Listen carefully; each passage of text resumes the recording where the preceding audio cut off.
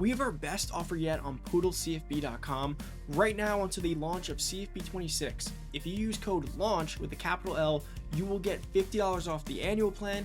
And if you're into the monthly plan, if you use code LAUNCH 2025 capital L, you will get $5 off the monthly plan. Guys, these discounts are recurring. So the beauty of this is if you lock yourself in now, you'll have it for the remainder of CFB 25 and CFB 26 and beyond that. So make sure to sign up right now. Hey, what's going on, everybody? It's Poodle back with another CFB 25 video. And in today's video, we're going to be going over how EA changed recruiting in CFB 26. Before we get into the video, guys, as you do know, we are running our best special of the year over on poodlecfb.com.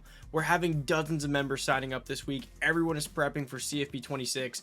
Make sure to come on in, come join hundreds of members, grandfather yourself in. This is a recurring discount, so if you lock yourself in now, not only do you have a few weeks now until CFB 26 to acclimate yourself with the spreadsheets, the formulas, the Excel, and everything else that comes with it, the calculators, but more importantly, you lock yourself into this discount, so once we get into CFB 26, you do keep this as recurring for the lifetime of your membership. So make sure to check it out. Come join the fastest growing CFB community and be ready to dominate your Dynasty week 1. Remember, it's code LAUNCH with the capital L for $50 off the annual plan, and code LAUNCH 2025 capital L for $5 off the monthly plan. Whichever you choose, don't miss out on the biggest deal of the year. It will be gone once we get into CFP 26, so come join and let's get into it. So guys, we went over the blog last week, going through a lot of things, or earlier this week potentially when you're seeing this, but the blog laid a few things out and it got me thinking. So I went back to the drawing board. I thought this out about how we currently recruit, and there's a lot of things about recruiting that are going to be entirely different because of these changes. At the forefront, some people are like, oh, those are minor changes. They're not, because a lot of the strategies and the way we recruit are based on a few key principles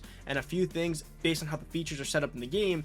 And now that they did change that and they made some other changes, it changes everything, guys. So the beauty of videos like this is you're going to be able to understand the philosophy that I'll be using going into next year now and kind of like think it through, digest it a little bit, and then when you go into next year, you can take it right in while other people are just blindly utilizing how they recruited in last year's game, because they're not going to be the same. And I really did have a fear that EA was going to go the route of like the Madden franchise route, where like next year this will look exactly the same, different color, no new features. And that kind of scared me, because I think a lot of the fun for us is like the lore of recruiting and the lore of like development and just trying to be like, oh, what is this? How does that work? And I feel like we've gotten really close to really cracking this code and getting it the way we want it. So I love that we're going to go into a new year fresh with a bunch of mystery, but I'll give you guys what I can for now in terms of how recruiting will be changed. So I did make a video going over how these features changed the game mode as a whole, like holistically outside of recruiting. Now let's get into the nitty gritty and how recruiting will be changed. And let's start with archetypes. As you guys may have seen in the blog, there will be unique archetypes that you see on game day.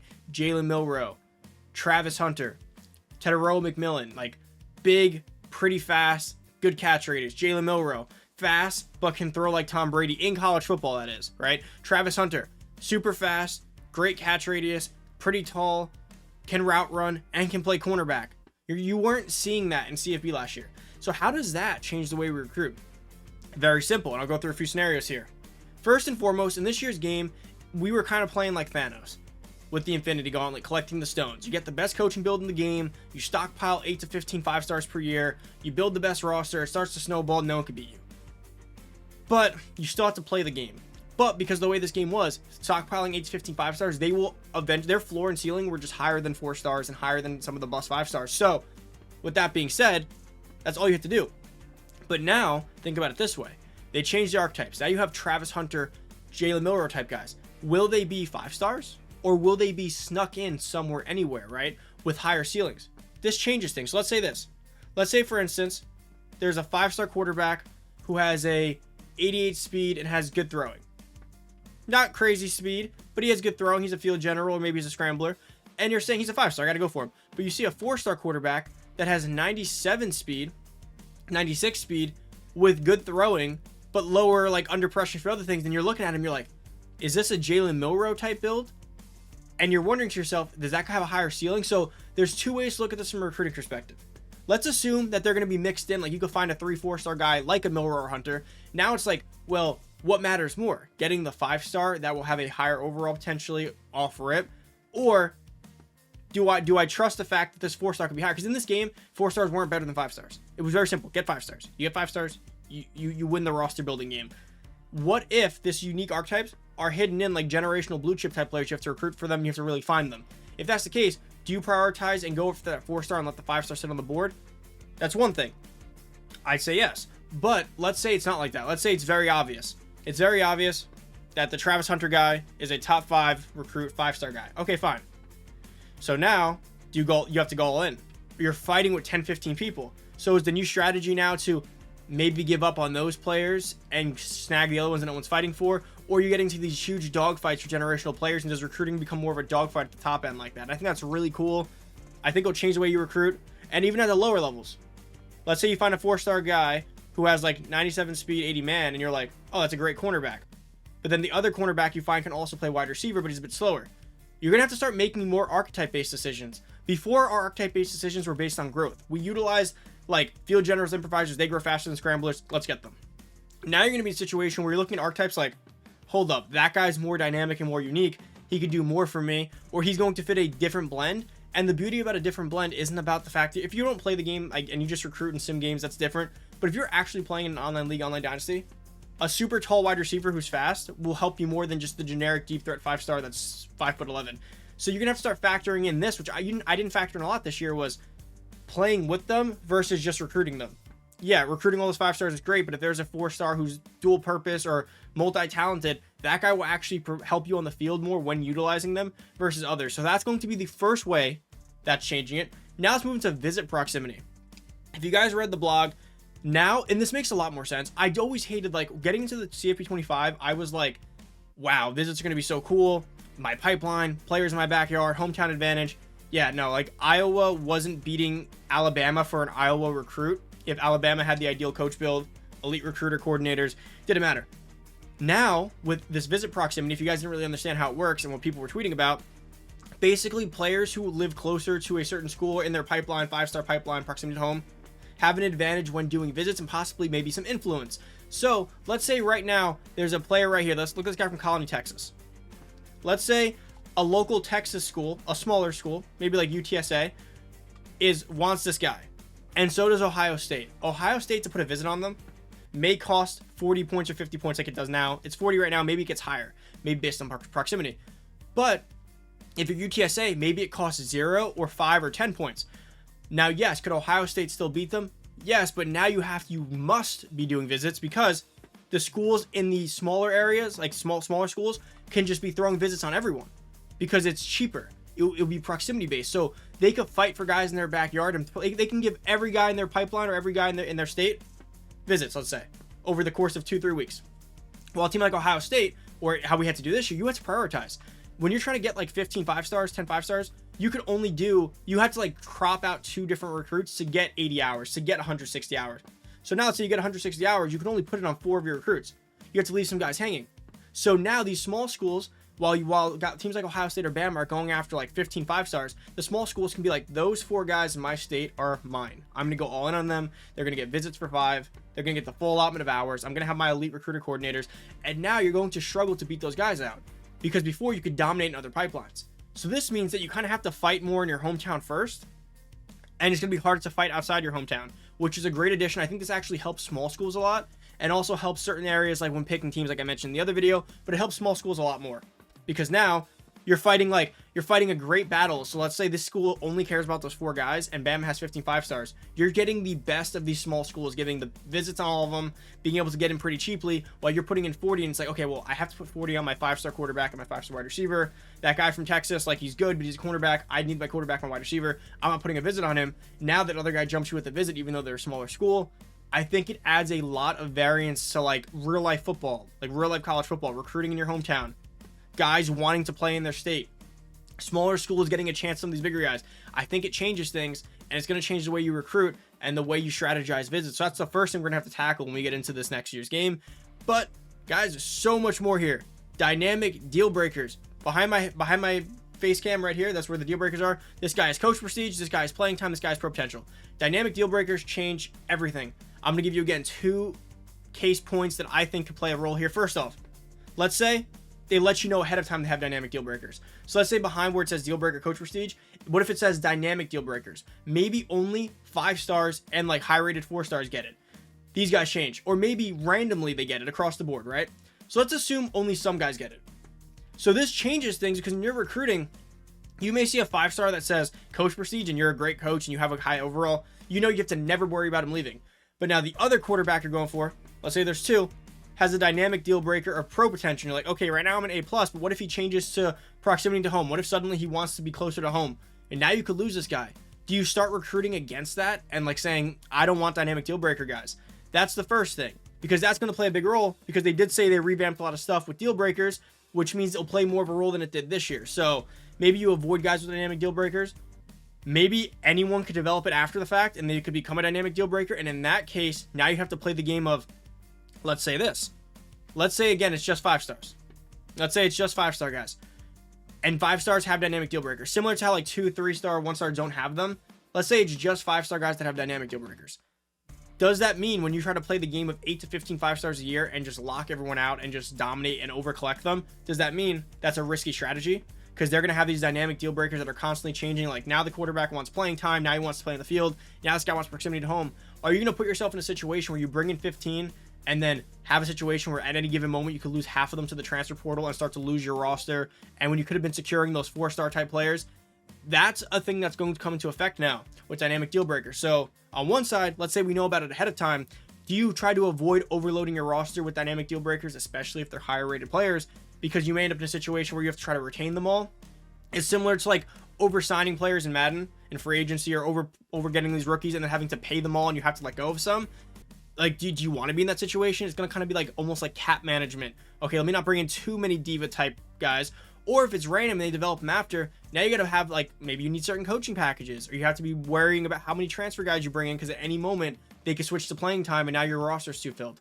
That's going to be a factor how dynamic deal breakers are going to impact recruiting. Another big one, formation subs.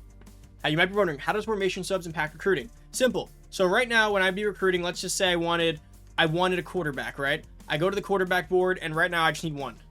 I want a field general or an improviser. They grow the quickest and that's what I want. Cool. Because that's what I'm going to play all game. But now with formation subs, I know that I can go in and preset formations ahead of game times. I can just go in and set every formation in my playbook. And I know that there's these 3 plays I really loved. There was a zone option right, a zone option left, and a QB power. I love those 3 plays, but I stopped calling them because I had a field general quarterback who wasn't that fast. Oh, but can't you sub in the scrambler? It's like, yeah, but it's annoying. Like with time on the clock, close game, I don't want to burn a timeout, trying to get it done on the screen. Then you want to use hurry up and that quarterback stuck in. Or you got to pause the game, switch them, and then repause. But online, you only have 1 pause. There's so many reasons why I didn't do it. Now, what I do is when I'm recruiting, how does this impact my recruiting? Let's say I can now utilize those run plays, because what you can do is, in formation subs, you can put your scrambling or your fast quarterback in for strictly the formations that you run quarterback plays out of. So let's say it's a QB flex twins, or guns flex twins, and then it's like a zone option right type out of guns that you only do quarterback runs out. You can go into formation subs and assign your scrambler as the starting QB on just those plays. How does that change recruiting? Simple. Now I'm looking to bring in every few classes, a 92 plus speed quarterback. That way I always have an elite type player on those spots. Or maybe I'm going to bring in like a power back type guy that I can flip to quarterback just to run the ball. There's some considerations now about how you want to do this and who you want to put at quarterback. So now you can utilize that. Let's just say you were a big physical wide receiver guy, but you had 2 jet sweep plays you really liked, but because you have physical and route runners and they weren't that fast, you never called it. Now you may want to go bring in, or just search for 3-star, 4-star, any deep threat that's 99 speed, so you can have him just to have him formation subbed on those plays. Or think about this.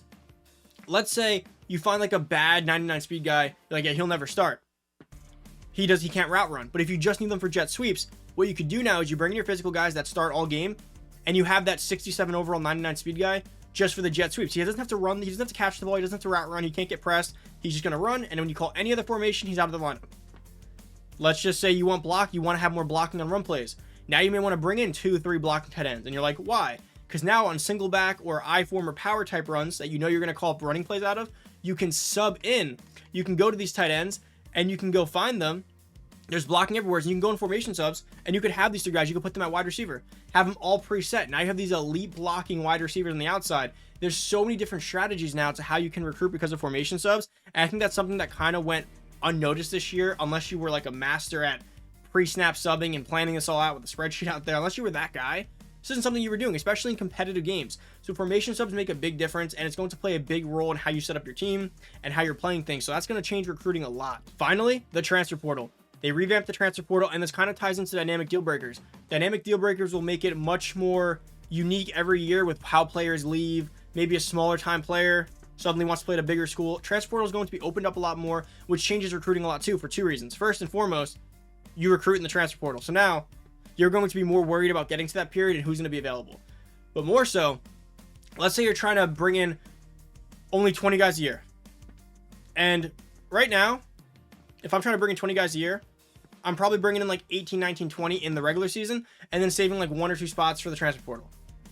Now, if the transfer portal actually is as good as they say, like you'll see a few 5 stars and a few 4 stars every cycle that like anyone can try to go for. Now, maybe I'm only bringing in 16 guys because I need that 4 spots. And that's because when you have to make cuts, you don't want to be in a situation where you bring in 22 guys and then you bring in 7 guys in the portal. Now you got to cut 10 guys. You don't want to be in that situation. So it's going to change a lot. If the transfer portal is actually good, I have to go back to that. When I first started this year, I would be very like vigilant about, okay, leave some space for portal, leave some space for the portal. Then the portal kept being trash and I was like, okay, not leaving space for the portal anymore. There's no reason. But now, hopefully that combined with some other changes with how the portal actually runs. They said like 2,800 players per portal. That's going to change a lot when you see guys like, let's say this guy, a 99 speed, 79 man guy that can come in and contribute. You weren't seeing quality players in there at all. It was so rare. And even if it was, only one guy's getting the guy. There wasn't enough for everyone to utilize. This makes it more exciting in the offseason, like I said in the other video, but more importantly, it changes the way you recruit. It changes the way maybe you buy coaching packages when recruiting, because when recruiting coaching, there was coaching packages for transfer portal, let's say. You may want to utilize those if there's elite transfer portals every year. You may want to sit like this and think, okay, I'm checking it out. Nico and a few other guys are likely to transfer. I don't really like this quarterback class of what I'm seeing that I'm able to get with ISI school. Maybe I'll stop recruiting a quarterback for now. I'll save those points and I'll come back and try to get one in the portal because I know there's always some good quarterbacks that are startable. It changes a lot of things if the transfer portal is changed the way they say. So recruiting should be entirely different, guys. I mean, if I didn't, I hope I explained this well. Recruiting should be an entirely different game next year, and that's so exciting for me as both a content creator and a player. I love relearning things and trying new things. It's going to be entirely different. So first off, subscribe. So those first few weeks as I'm breaking this down and we're figuring this all out, I can get you guys the videos as early as possible, and you can be ready to learn each and everything. Second off, go check out poodlecfb.com and use our best deal of the year. Code launch gets you $50 off the annual plan, and code launch 2025 gets you $5 off the monthly. It's a recurring deal. So lock yourself in now. We're going to have spreadsheets, strategy, formulas, calculators, everything that's going to make you absolutely dominate the new archetypes, breaking down the percentages. You're going to dominate and understand everything as soon as we have it available on the site.